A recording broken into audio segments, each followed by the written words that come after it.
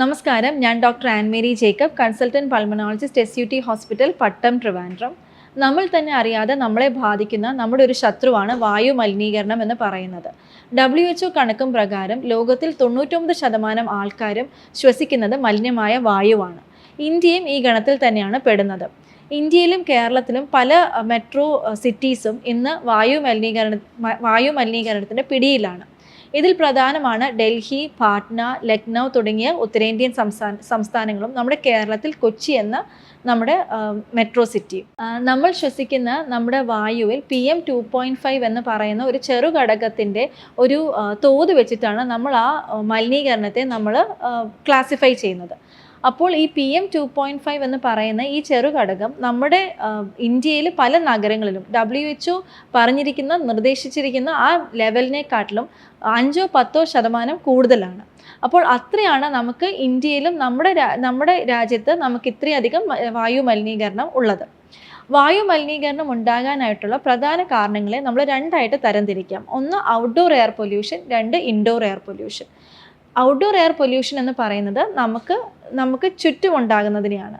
അപ്പോൾ അതിൽ പ്രധാനമായി വരുന്നതാണ് വാഹനങ്ങളിൽ നിന്നുണ്ടാകുന്ന പുക, നമ്മുടെ നിർമ്മാണ സ്ഥലങ്ങളിൽ നിന്നുണ്ടാകുന്ന പൊടിപടലങ്ങൾ, നമ്മുടെ കൺസ്ട്രക്ഷൻ സൈറ്റിൽ നിന്ന് വരുന്ന പൊടിപടലങ്ങൾ, അതുപോലെ തന്നെ നമ്മുടെ വ്യവസായങ്ങളിൽ നിന്ന് വരുന്ന പൊടികളും വിഷവാതകങ്ങളും എല്ലാം തന്നെ നമ്മുടെ അന്തരീക്ഷത്തെ മലിനീകരണമാക്കുന്നു.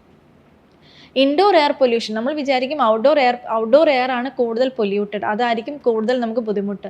എന്നാൽ അതിനേക്കാളും കൂടുതൽ പൊല്യൂട്ടഡ് ആണ് ഇൻഡോർ എയർ എന്ന് പറയുന്നത്. ഇൻഡോർ എയർ എന്ന് പറയുന്നത് നമ്മുടെ വീട്ടിനുള്ളിൽ ഉണ്ടാകുന്ന വായുവാണ്. അതെങ്ങനെ മലിനമാകാമെന്ന് പറഞ്ഞാൽ, അതിൽ പുകവലിക്കുന്ന ഒരാളിൽ നിന്ന് പുകവലിക്കുന്ന ആ ഒരു ഫ്യൂംസിൽ നിന്ന് മലിനീകരണമാകാം. അല്ലെങ്കിൽ നമ്മളിപ്പോൾ വീട്ടിൽ വിറകടുപ്പ് ഉപയോഗിക്കുന്നുവെങ്കിൽ അതിൻ്റെ ഉപയോഗം, നമ്മുടെ ഗ്യാസ് അടുപ്പ്, കുക്കിംഗ്, എല്ലാത്തിൽ നിന്നും ഉണ്ടാകുന്ന പുകകളും മറ്റും ഫ്യൂംസും എല്ലാം തന്നെ നമ്മുടെ വീടിനുള്ളിലെ വായുവിനെ അത് മലിനമാക്കാൻ ഇടയാക്കും. അതുപോലെ തന്നെയാണ് നമ്മൾ ഉപയോഗിക്കുന്ന മൊസ്കിറ്റോ കോയിൽസ്, ലിക്വിഡേറ്റേഴ്സ്, ധൂപങ്ങൾ, അഗർബത്തികൾ എല്ലാം തന്നെ നമ്മുടെ ഇൻഡോർ എയർ പൊല്യൂഷന് കാരണമാകാറുണ്ട്. ഈ എയർ പൊല്യൂഷൻ എന്ന് പറയുന്നത് നമ്മൾക്ക് മുതിർന്നവരിലും കുട്ടികളിലുമായിരിക്കും ഏറ്റവും കൂടുതൽ അത് ബാധിക്കുന്നത്. അത് എന്തൊക്കെ ഉണ്ടാക്കാം എന്ന് വെച്ചാൽ, നമുക്കിപ്പോൾ റെസ്പിറേറ്ററി ഡിസീസസ് ആണ് കൂടുതലായിട്ടും വരുന്നത്. അതായത് ആസ്മ, COPD തുടങ്ങിയ അസുഖങ്ങൾ, ഇൻഫെക്ഷൻസിൻ്റെ തോത് കൂടാം, ക്യാൻസർ, ലങ് ക്യാൻസർ, ശ്വാസകോശത്തിൽ മാത്രമല്ല ശരീരത്തിൽ എവിടെ വേണമെങ്കിലും അത് ക്യാൻസറിന് കാരണമാകാം. അതുപോലെ സ്ട്രോക്ക്, അറ്റാക്ക്, ഇതെല്ലാം തന്നെ നമുക്ക് ഇതിൽ നിന്ന് ഉണ്ടാകാവുന്ന രോഗങ്ങളാണ്.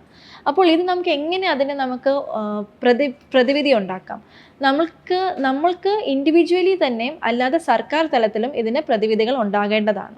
സർക്കാർ തലത്തിൽ പറയുമ്പോൾ സർക്കാരിൽ നിന്നും നമുക്ക് കൂടുതലും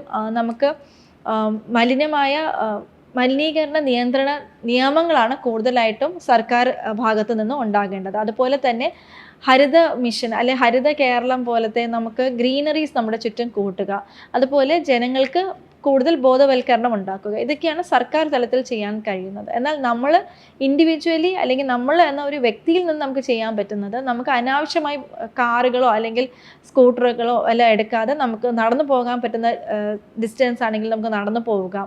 അതുപോലെ നമ്മൾ ഒരേ സ്ഥലത്തേക്ക് പോകുന്ന ആൾക്കാരാണെങ്കിൽ കാർ പൂളിംഗ് ചെയ്യാം, നമുക്ക് പബ്ലിക് ട്രാൻസ്പോർട്ട്സ് ഉപയോഗിക്കാം. അതുപോലെ നമ്മൾ പുകവലിക്കുന്നത് പുകവലി നിർത്താം. ഇതൊക്കെ തന്നെ നമുക്ക് ഇൻഡിവിജ്വലി നമുക്ക് ചെയ്യാൻ പറ്റുന്ന ചില കാര്യങ്ങളാണ്. നമ്മൾ ആലോചിച്ചാൽ ഒരുപാട് കാര്യങ്ങൾ നമുക്ക് വായു മലിനീകരണം നിയന്ത്രിക്കാനായിട്ട് ചെയ്യുവാൻ സാധിക്കും.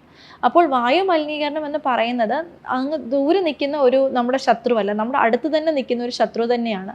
നമ്മൾ എന്തെങ്കിലും ചെയ്താൽ മാത്രമേ നമ്മുടെ ഭാവി തലമുറയ്ക്ക് നമുക്ക് നല്ലൊരു അന്തരീക്ഷം നമുക്ക് കൊടുക്കാൻ സാധിക്കുകയുള്ളൂ. നന്ദി, നമസ്കാരം.